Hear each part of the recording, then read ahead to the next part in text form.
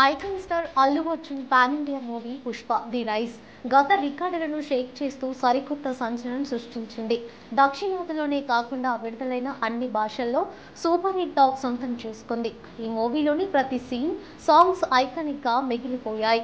ఇక 'పుష్ప' మూవీలో సమంత ఋతుప్రభు 'ఊ అంటావా మావా' సాంగ్ యువతను ఉర్రూతలెగించిందంటే అతిశయోక్తి కాదేమో. 2021లో వచ్చిన ఈ పాట క్రేజ్ ఇప్పటికే ఏమాత్రం తగ్గలేదు. దక్షిణాదిలో అగ్ర కథానాయికగా వెలుగొందుతున్న శామ్ ఒక్కసారిగా ఐటెం సాంగ్లో కనిపించి అందరినీ షాక్కు గురిచేసింది.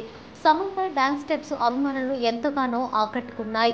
తాజాగా ఓ ఇంటర్వ్యూలో సమంత మాట్లాడుతూ ఈ పాట నేను షూటింగ్ చేసే సమయంలో చాలా అసౌకర్యంగా ఫీల్ అయినట్టు చెప్పుకొచ్చింది.